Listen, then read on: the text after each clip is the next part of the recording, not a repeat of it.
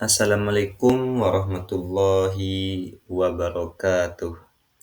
Selamat siang semuanya. Terima kasih kepada dosen pengampu mata kuliah Bahasa Indonesia telah memberikan saya kesempatan untuk menjelaskan materi mengenai peningkatan kualitas pendidikan sebagai kunci pembangunan berkelanjutan. Sebelumnya, perkenalkan, nama saya M. Aizan dengan NIM 25343019. Nah, latar belakang artikel saya ialah pendidikan berkualitas merupakan faktor utama dalam pembangunan berkelanjutan karena berperan penting dalam meningkatkan kualitas sumber daya manusia. Dalam agenda Sustainable Development Goals (SDGs), tujuan yang keempat menegaskan bahwa pentingnya pendidikan yang inklusif, berkeadilan, dan bermutu bagi semua. Melalui pendidikan, masyarakat dapat mengembangkan kompetensi, literasi, serta karakter yang mendukung kemajuan bangsa. Tentunya di Indonesia, peningkatan kualitas pendidikan masih menghadapi berbagai tantangan-tantangan seperti ketimpangan akses antar wilayah, keterbatasan sarana dan prasarana, serta kualitas tenaga pendidik yang belum merata. Oleh karena itu, diperlukan upaya strategis dan berkelanjutan untuk meningkatkan mutu pendidikan sebagai langkah penting dalam mencapai SDGs yang keempat dan mendukung pembangunan nasional. Nah, apa sih pertanyaan yang mendasar? Ini ialah pertanyaan yang mendasar di dalam artikel saya.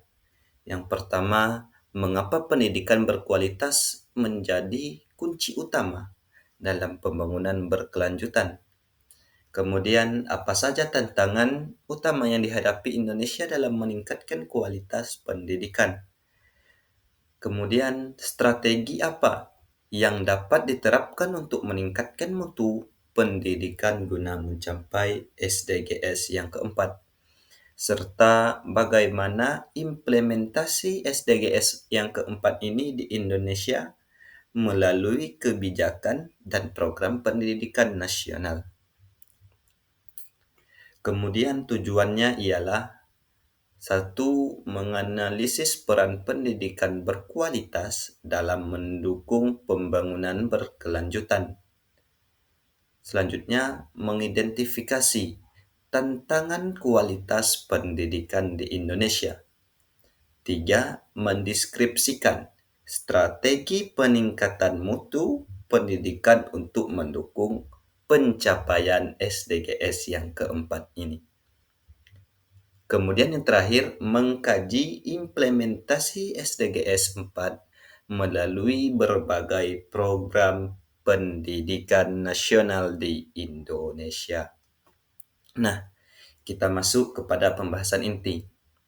Pembahasan inti artikel ini ialah menjelaskan mengenai peran pendidikan dalam pembangunan berkelanjutan, yaitu sebagai sarana peningkatan kualitas sumber daya manusia, pengurangan kesenjangan sosial, serta pembentukan kesadaran lingkungan dan karakter bangsa.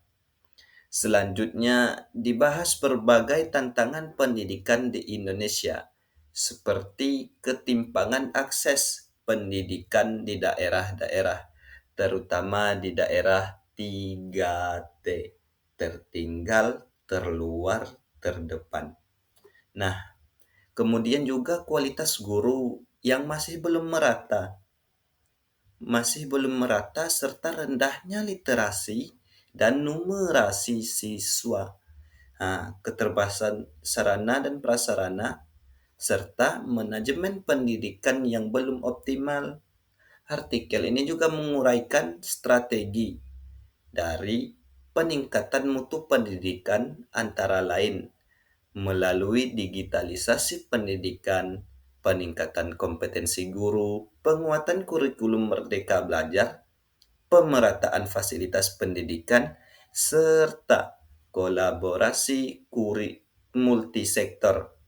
Selain itu, dipaparkan juga implementasi SDGs yang keempat ini di Indonesia melalui program-program nasional seperti Merdeka Belajar, Kartu Indonesia Pintar, digitalisasi sekolah, serta program guru dan sekolah penggerak. Nah, adapun kesimpulannya ialah pendidikan berkualitas memiliki peran yang sangat penting dalam mewujudkan pembangunan berkelanjutan. Melalui pendidikan, kualitas sumber daya manusia dapat ditingkatkan sehingga mampu bersaing secara global dan berkontribusi pada pembangunan nasional. Namun, pencapaian SDGs 4 di Indonesia ini masih menghadapi berbagai tantangan, terutama terkait ketimpangan akses, fasilitas pendidikan yang belum merata, serta kualitas tenaga pendidik. Oleh karena itu, diperlukan upaya berkelanjutan dan terintegrasi untuk meningkatkan mutu pendidikan di seluruh wilayah Indonesia. Yang terakhir ialah saran dan rekomendasi.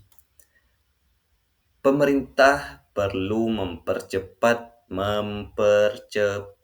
pemerataan akses dan fasilitas pendidikan, khususnya di daerah 3T tadi, tertinggal, terdepan, terluar.